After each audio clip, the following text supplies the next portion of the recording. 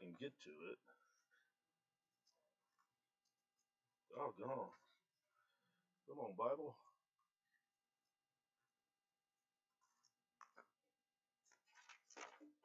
I say we're going to be in Micah 6. Let me make sure.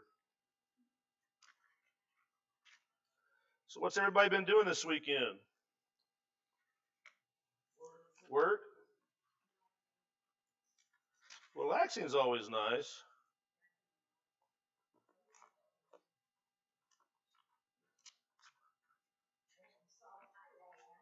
You did.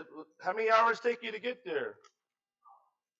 That was my attempt at humor. 20 minutes? Okay. Oh, that went right over your head. Yes, ma'am.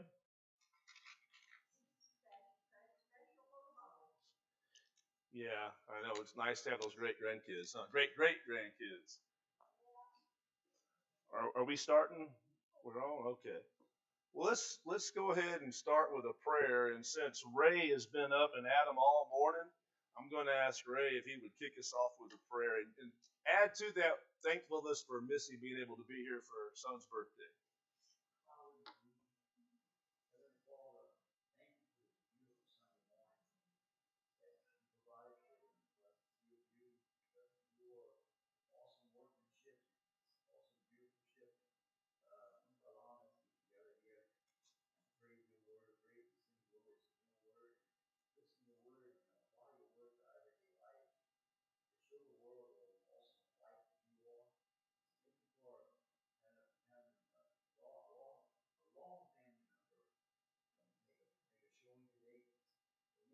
Amen. Amen. Well, we're going to start in chapter 6, verse 1. But what's something good that's happened this week? This last week? Jimmy Ray won her soccer game. She's on the Superstars. If you ever watch Saturday Night Live, you know what I just did. But otherwise, I look stupid. All right, she got to play with your grandson, and great grandson. Yes, ma'am. You made 4 years yesterday. No, on the Thursday. That's right. That's right. Yeah. Now you don't even know, do you? Thursday, Friday, Saturday. It's one of those days. But 4 years. Anything else good this last week? Okay, getting better slowly but surely. Okay, so when somebody really gets under your skin, I mean, when you see something that just makes your blood boil, what are some things that do that? Okay, sometimes our children, absolutely. What else? Oh yeah, seeing younger kids disrespect older people. You know, when Tripp was in Thailand, one of the things that stood out to him, and also when he was in Korea on a ambassador trip with his college in Korea, South Korea, is when they would get on the transit system, the younger people would get up and give the older people their seats as a sign of respect. That doesn't happen much anymore. But some cultures, that's still emphasized and done. Something else that just kind of makes your skin boil. Way the government shut down. Okay.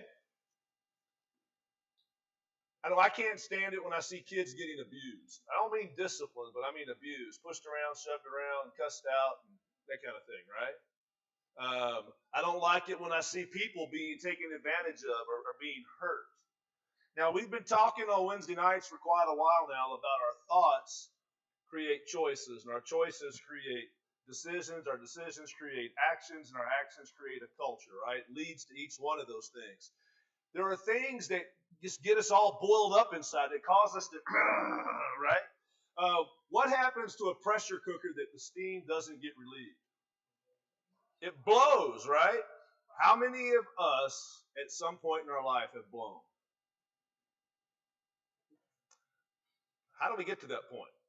Not that it's right or wrong, but how do we get to that point? Bottling up, not talking about it. What's that? Holding stuff in. Yeah, we hold stuff in and it just eats at us. And it can even be not just things that make our skin, but sometimes just the pressure of life. Sometimes just one thing after another after another. I mean, 1 year was tough. 2 years was harder. 3 years was much harder. 4 years, I can't believe that I've been married 4 years. These two. I'm sure Walt's like, 4 years, yeah, it's awesome. 1 year, I'm not sure what I've done to myself. Second year, no, I mean, but you know what I mean. We get into situations sometimes, and just sometimes things make you angry, and sometimes just holding stuff in. The pressure of the world can get you down when you're going to work and doing everything you can, or you're on a fixed income, doing everything you can to provide and take care of. And it just seems like every time you're about to get there, something else takes out a leg underneath you, and you're on one leg, and it gets hard.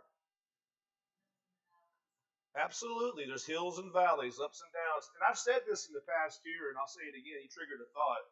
One of the things I've learned in Colorado when we climb mountains with teenagers, it's called Team Ascend or Majestic Mountain Ministries. And we would go every summer and we would climb 14,000 foot peaks. And some of it was easy, some of it was hard. You're crossing rivers, you're crossing rock scree fields, you're going up, high altitude at an angle. No matter what kind of shape you're in, if you're from the south, your lungs start burning, your legs start burning, and you're like, "What have I done?" And sooner or later, no matter how big or strong you are, you end up giving your backpack to somebody else. Now, a lot of y'all in here know my nephew Houston Fulton, right? He's 6 foot, what, 5, I think, and about as big around as my finger. But he went with us his sophomore year of high school on track, and we were climbing this mountain, and we get to a place, and it was beautiful. I mean, in fact, if you look on my Facebook thing, you'll see a picture of me sitting down, my knees bent, looking over, smiling at my tree. I think we're done. The guides let us take off our shoes. There's a lake there. Trip jumps in, starts swimming across it, and some other kids start doing it. I'm like, well, I'm going to do it too. Cool off. And I jump in. Of course, water, all of a sudden your muscle just kind of goes, they seize up a little bit. But we started swimming. We got across it. We got back. And we went from being in great shape, to they said, put your shoes back on. We're not through yet. And we had to keep climbing to get to our high camp. And we got to a ridge that was just higher than you can imagine at the end of a long climb. We were tired. And I'm thinking, how am I going to make that up this hill? Because I'm the biggest dude here. I ought to be able to make it. But I didn't know. And I got there after other people got there. Because, you're kind of spaced out after a while. You have guides in front, guides in back. And I knew the guides. And I'll be honest, sometimes I hang at the back because I want to talk to the people that are struggling. Sometimes it's an excuse for me to hide at the back and hide my own struggle. Because you don't want people to know you're struggling sometimes, right? We're walking along, we're climbing, we're supposed to be the strong ones. And we know the people up front are good, and we hang towards the back to help other people. But sometimes we're hanging back not just to help them, but because we don't have any energy left either, and it's a way for us to hide. You with me? And so as we're coming, and I see that mountain, that ridge going up, I'm like, there's just no way. This is going to be embarrassing. And about that time, my nephew comes running past me to the person behind me and grabs their backpack. See, he'd already been up to the top of that road. And he's 6'5", weighs 125 pounds soaking wet back then. He grabbed their backpack that was about 55 to 70 pounds, put it on his back, and ran up that hill. Drops it down, runs back down the hill, grabs the next one. He grabbed 5 or 6 of them.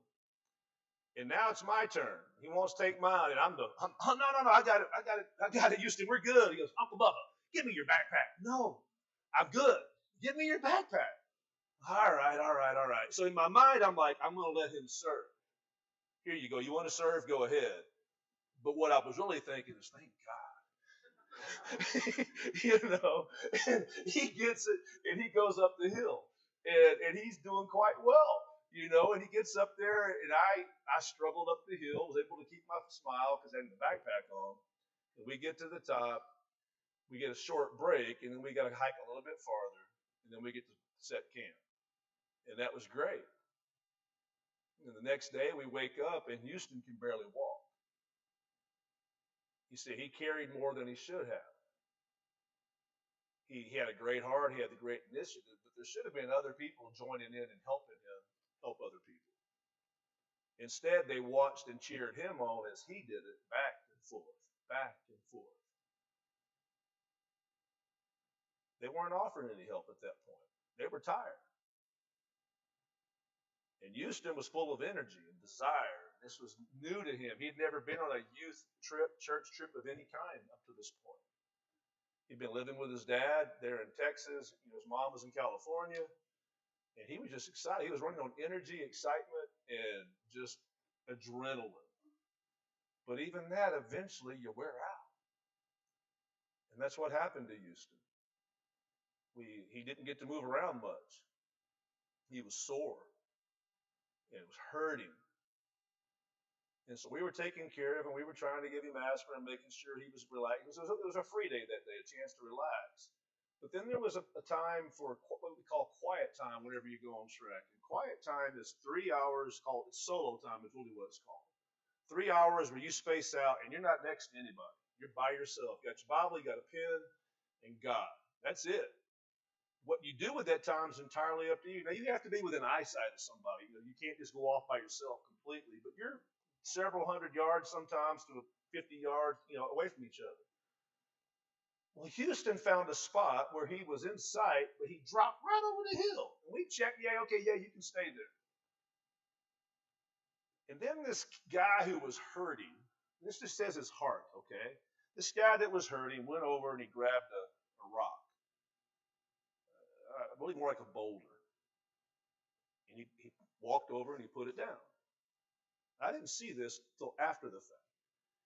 But I had seen where he was at ahead of time. And he grabbed another one and did that. And for that 3 hours, he was moving rocks. When he was through, he said, Uncle Bubba, come look. So I walk over, and I walk right over the little edge, little small indention where he was laying. And he had spelled out God is awesome using boulders. Needless to say, that night he was hurting again, But I think that story is a lot like our walk in life. So before I go any farther with it, I'd like to hear from you. In what ways did maybe you connect with Houston or me or the other people in that story?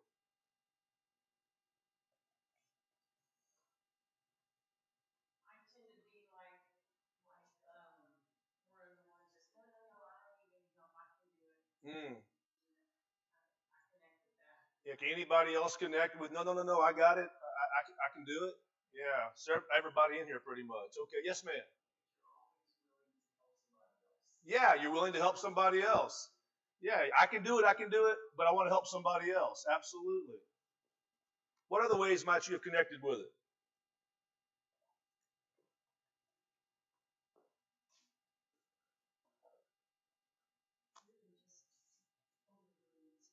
Overdoing it sometimes, yeah. That's easy to do. We want to serve God. We love to help people. It's what our heart's about. And then just sometimes we overdo it. You do something what? You lose some of your joy when you overdo it. Absolutely. It goes from being something joyous to a task. I got to do this. You ever wonder why Jesus would pull away by himself to get away from everybody? What'd you say? He was tired. He was physically and I believe emotionally tired. He was fully God, but he was also fully man, like us. And he was constantly having to carry his disciples. He was constantly carrying the weight of the world.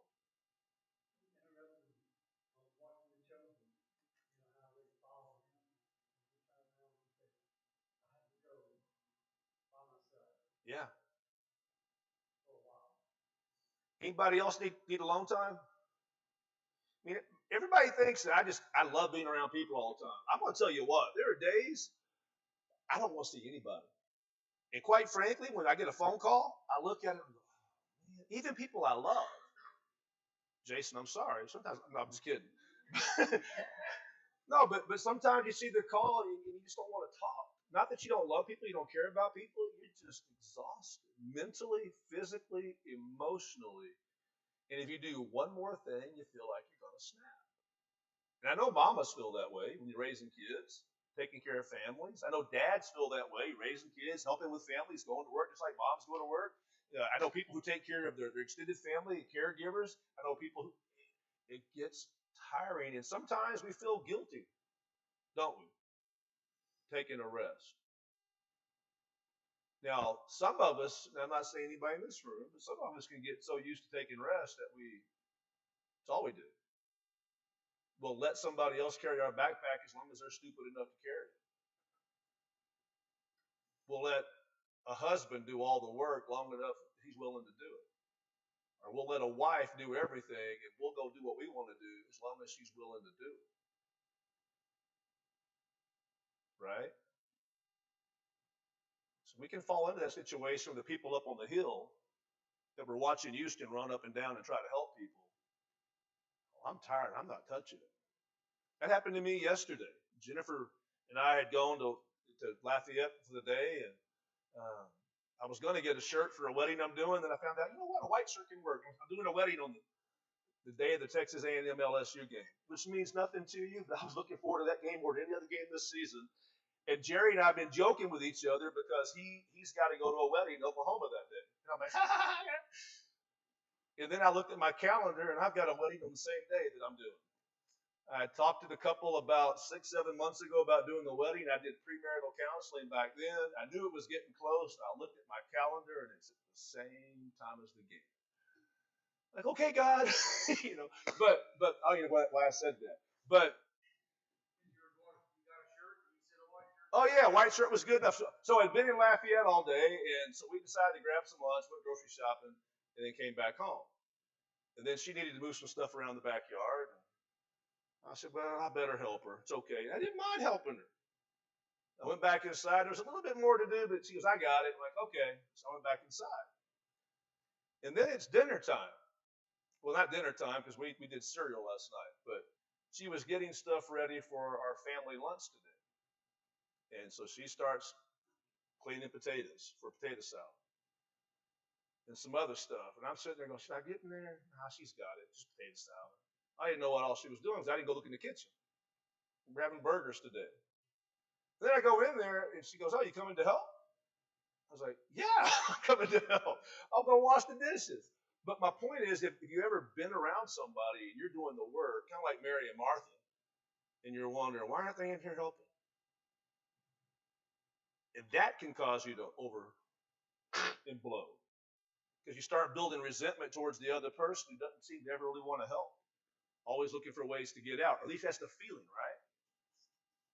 Like the other, what's that?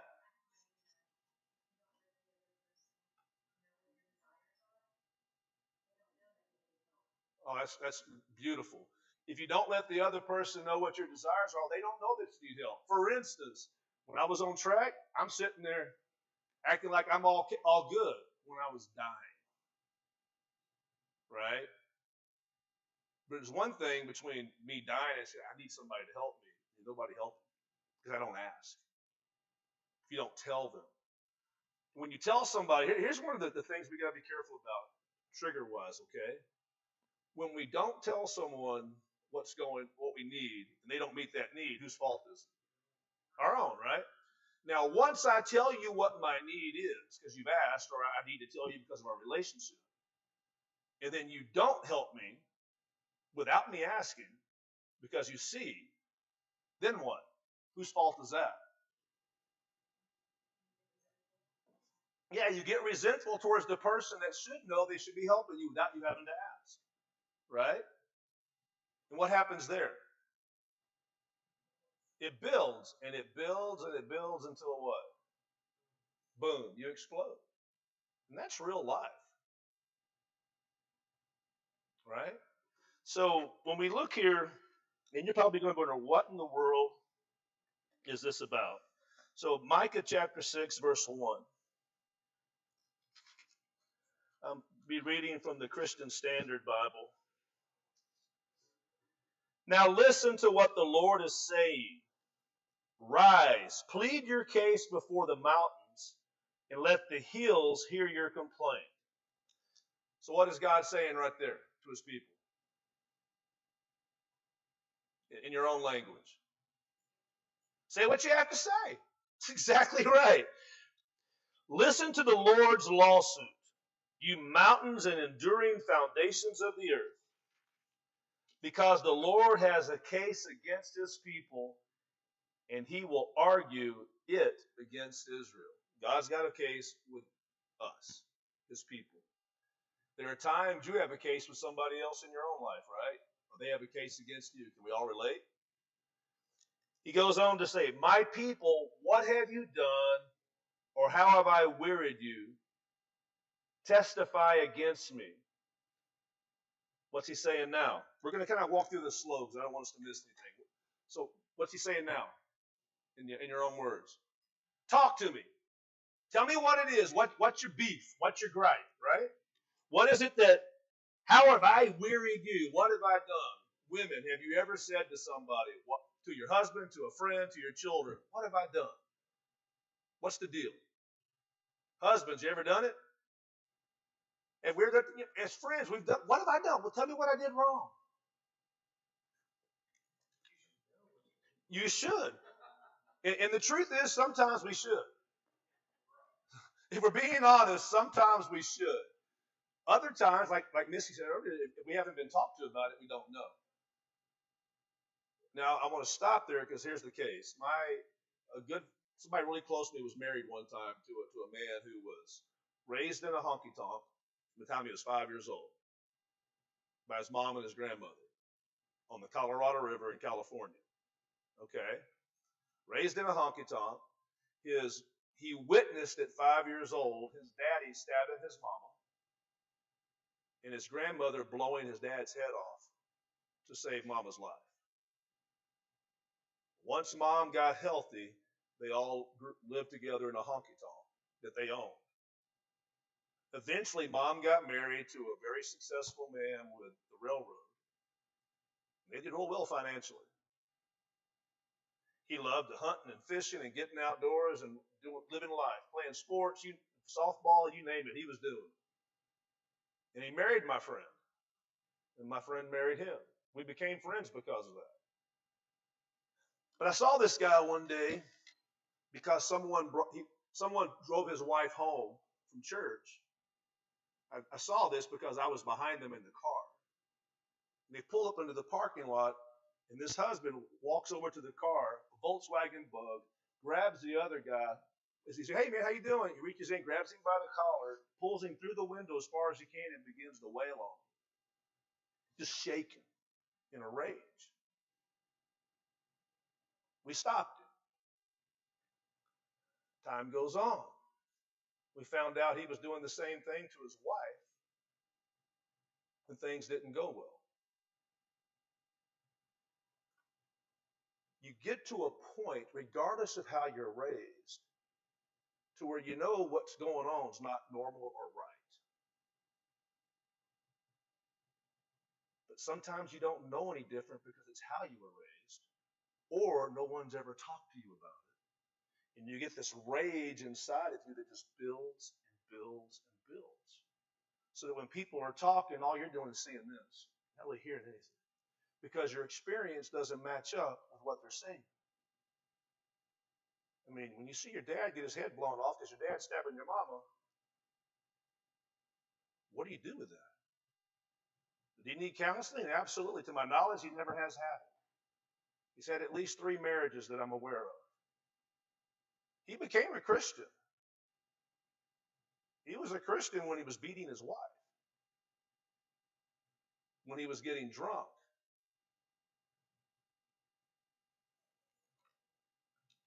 My point is, when we're talking with people, we read scripture, we don't know what people's life background is. So sometimes they should know, but if they didn't grow up with your normal, their normal is their normal, and this is what they know. They don't know love, peace, and joy. All they know is rage and anger, and that's normal. It's normal for parents to gripe and moan and push and fight. It's normal. So when we're talking and sharing scripture and life and praying with people, or we're trying to help somebody, but they won't give us their pack. I want to help you. No, I got it. I want to help you. No, I got it. Then they get mad at you for wanting to help them. And then you get mad at them because they're mad at you. Is that not the world we live in? So he says, my people, what have I done to you, or how have I wearied you? Testify against me. Indeed, I brought you out from the land of Egypt and redeemed you from the place of slavery. I sent Moses, Aaron, and Miriam ahead of you. My people, remember what King Balak of Moab proposed when Balaam, son of Beor, answered him, and what happened at the Archaea Grove in Gilgal, so that you will acknowledge the Lord's righteous acts. Every time he tried to hurt him, God protected him over and over and over again.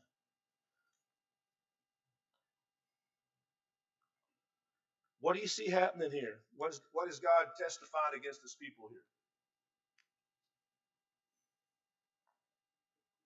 In your own words. You don't have to use the language in the Bible. What do you hear? What's that? That was 3 down through 5. Yeah, 3 through 5. What is God telling them? Yeah, I've already done this stuff for you. I've been taking care of you. I brought you out of a bad situation into a good situation.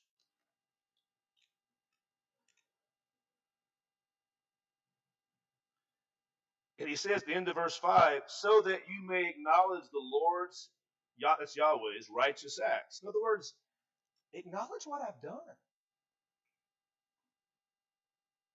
Sometimes we can get so angry at somebody that we don't slow down enough to think about what they've done for us. We can become so callous towards somebody we can forget what they've done for us. And that can cause separation and division in a relationship. Right? We can become so callous towards other people that that floods into other relationships. And the guy I was talking to you about earlier broke down crying in my arms one day. He says, I don't know any different. I don't want to be this way. For those who don't know, he's Taylor's dad,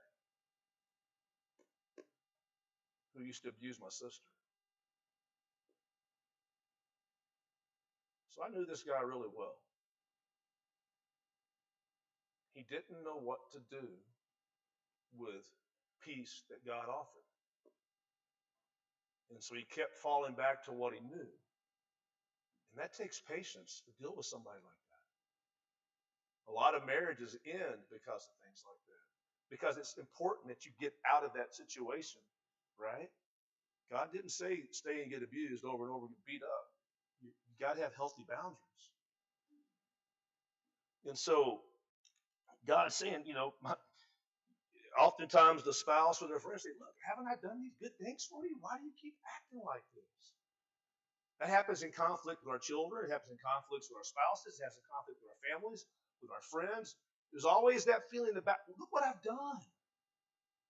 Is what I've done not good enough? You got to keep treating this way?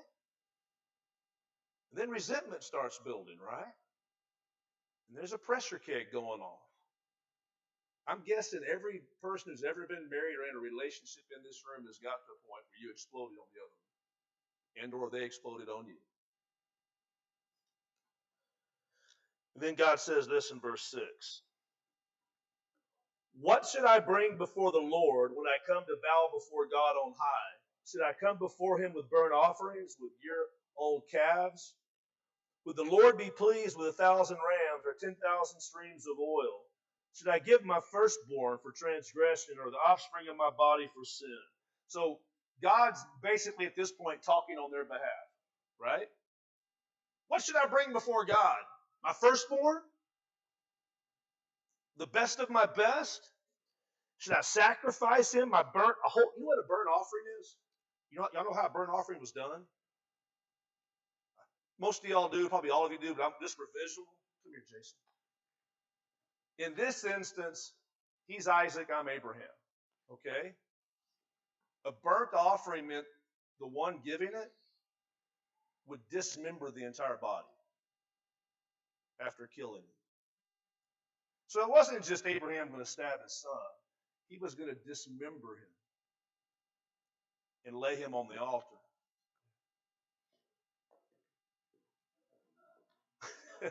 Justine's already got one sharp over here. She's ready. No.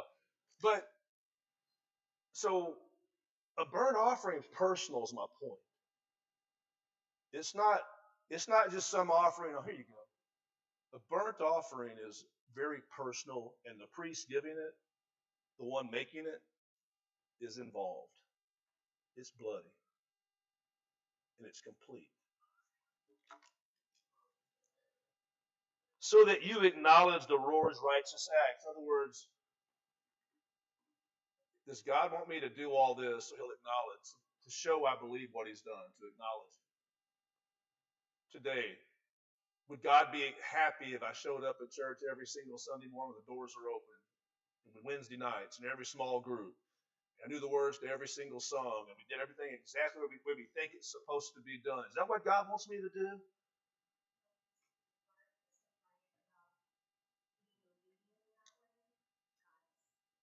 Bingo. If the heart's not right, God's not accepting it.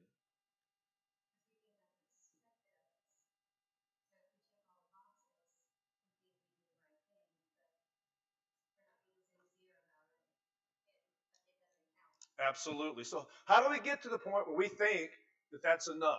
That's our thoughts. Where do we get to the point where we think if we do all this stuff, check all the boxes, that's what God wants?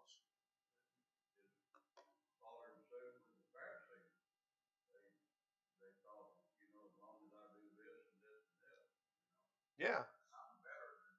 Better than them people because I check all the boxes. That's our thought process, right?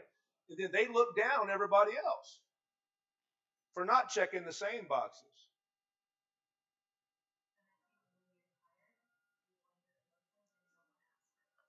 Yeah.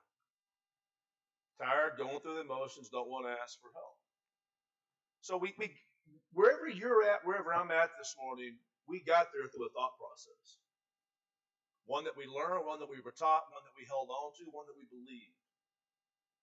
We've had other thoughts come our way, and sometimes it's hard to accept those thoughts because we do, in our culture, get our affirmation how? In American culture, where do we get affirmed? Or how do we get affirmed? From others, but how? Something we do, but not just doing it that we do well, through paychecks, right? Through position, through honor. Hey, you come sit by me. I saved you a table. Sit at the table with me. Oh, y'all can sit down there. I want them to sit by me. We want to be recognized for it. Absolutely. So how do you think it falls on their ears where Jesus says this? Somebody read verse 8.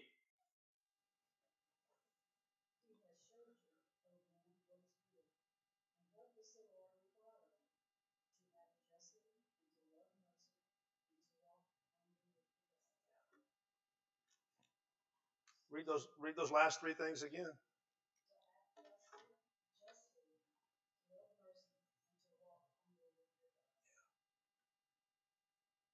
What does it look like to act justly? Treat people right. Love others as I have loved you is what Jesus says, right? Jesus was the burnt offering on our behalf.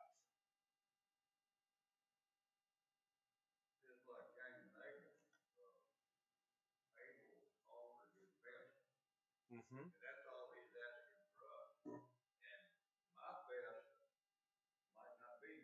Right.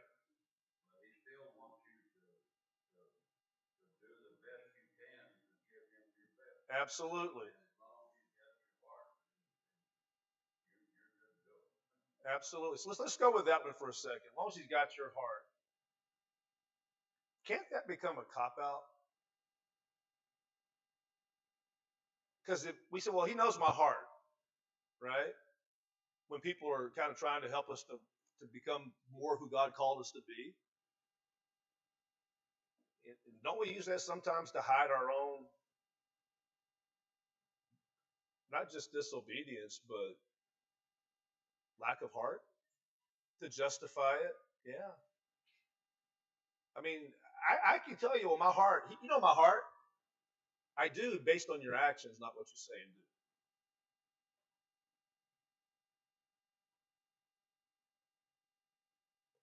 Doesn't mean the desire is not there to do better. But sometimes people just don't do. No matter how strong the desire is, I want to love you so bad. I just can't. God, I want to give you my best. I just don't. And we understand that God's mercy, right? But at some point in our thought process, in mankind's thought process, doesn't that start becoming, well, I can give him a little bit less, a little bit less, and a little bit less each time? What I can get away with. And if that's the case in any relationship, that's not our best. Because the best is the whole sacrifice.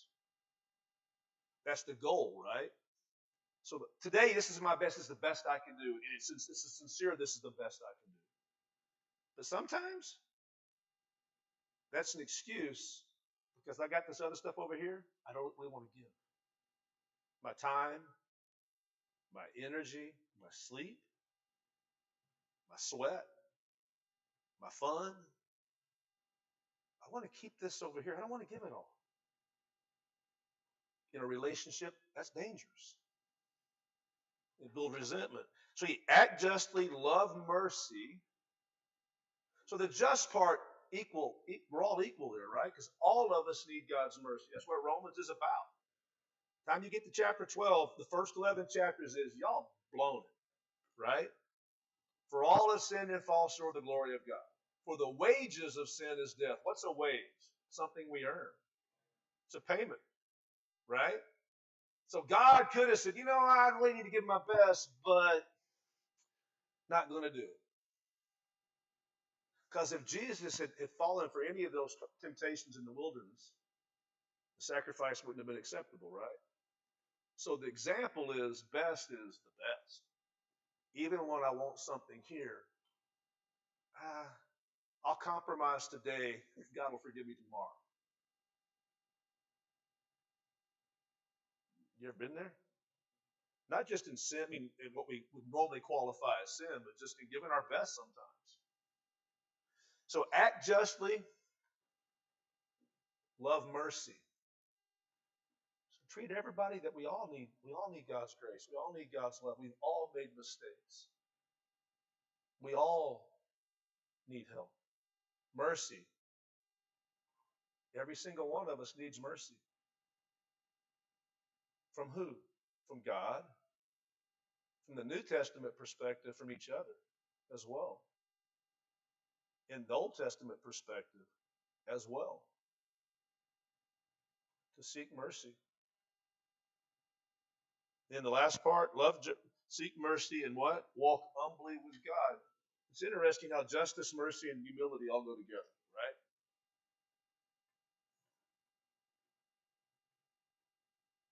Being pious gets to be a heavy load. You know what I mean by that? Pious is the guy in charge. Oh, really? Sometimes, yeah, the guy in charge. Pious is this idea that my poop don't stink. I'm too good. And oftentimes, guys in charge feel that way, right? We often feel that way. We don't start out that way, but in some relationships, we're humble, right? In others, we're a little pious because what we know on them, the dirt. In God's eyes, you both need mercy. We both need mercy. Because God sees what's in here, right? So what God's saying ultimately is, look, amongst yourselves, act justly the way I have. Because you all need it. That's what he's telling them. To seek mercy. In Psalm 51, what does the Lord require? He doesn't want bull and goats. He wants a broken spirit and a contrite heart. And so to bring it full circle on the whole devotion, the thing I did earlier talking, mountain. Sometimes our piety, self-righteousness, becomes a burden that we can't carry. And we become like Martha, resenting everybody else around us who aren't keeping up. And I have been on Shrek where the people up front are getting frustrated with the people in the back because they can't go any farther until everybody else catches up. And that works in some instances, and we need to, as godly men and women, bring people along as God's bringing them along. Right? But then the counter to that is when you get to the Jordan River to cross over into the Promised Land, some people's piety won't let them cross. Right? Does that make sense? Some people are so, this is the way it's got to be. I've checked out, this is it. And God's saying, no. The life I have for you is on the other side. But you have to step into this river. And then I'll stop the waters. And yeah, it's going to be difficult, but I'm going to be ahead of you. But God, I'm not worthy. No, you're not. But He is. Their trust in themselves, is that not a sense of piety? A sense of arrogance and pride? We can't do this. You're right. Since we can't do it, therefore God can't do it. Because we're not going across.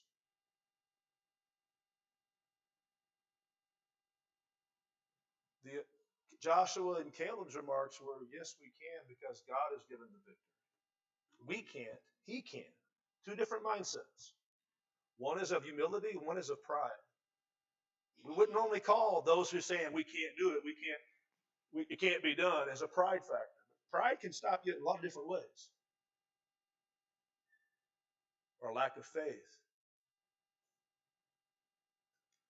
They go through the river. They didn't deserve the Promised Land. That was mercy by God to give it to them. To all of them that went across in faith. When they defeated Jericho, right? Remember that? We're going to end with this part. He defeats Jericho. Walk around the wall 7 days, right? On the seventh day, 7 times, blow the trumpets, walls come down.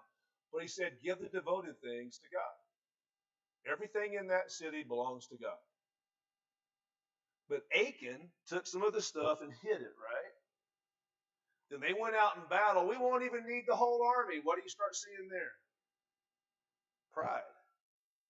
And trust in who? Themselves. They went out and got beat.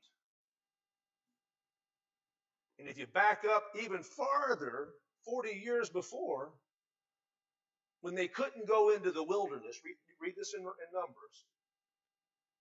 They couldn't go in, and God said, you're not going in. Oh, no, we're sorry, we're going to do it. He's already given them, said, look, you're going to wander in the desert until everybody's gone. Oh, no, we're going to do it. So they strapped up the swords, and they did try to cross. And they got beat. Because God was not with them. Pride can take a lot of factors. So today, I know some of us are carrying heavy burdens. It's okay to ask for help. Because we all need it. We all need that. It's okay to say, you know what, let me help you with that. Not in a prideful way, but I've been helped, let me help you. And maybe I can't carry all your burden, but I can carry some of it. And sometimes carrying that burden, just being an ear. For somebody to talk to. Or a safe place to go.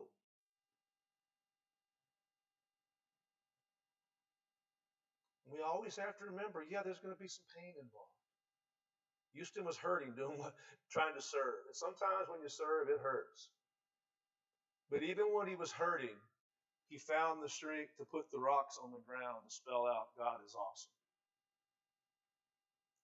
Because he understood that his pain here doesn't compare to the joy he's going to have. And life can be hard here, physically, emotionally, hard. But when we work together to help each other, and we come together and say, you know what, it's time for us to quit complaining to God about how bad things are, how bad the government is, how bad my spouse is, how bad my community is, how bad. There's one thing, difference between acknowledging and complaining on and on and on. We got to acknowledge things, right, to be able to move forward. But maybe it's time we come together and acknowledge, you know what, we all need help. Even the people out there that we don't like in Washington. Even that abusive man that beat my sister senseless. He needs mercy.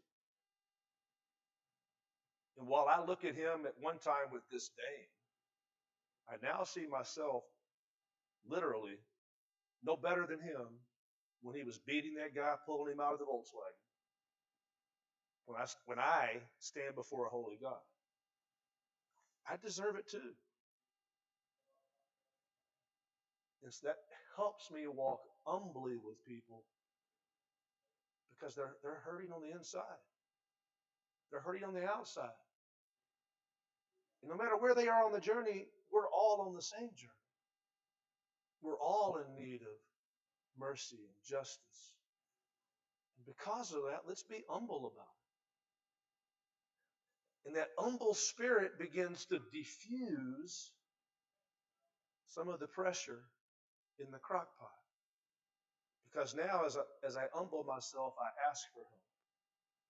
I realize I don't have all the answers. I realize that sometimes I am, pardon my French, a jackass. Sometimes I am selfish. Doesn't make it right.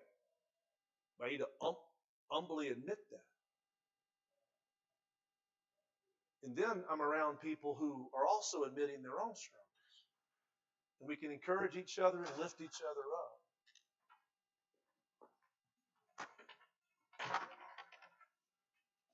And this is why that is all important. Because their thoughts,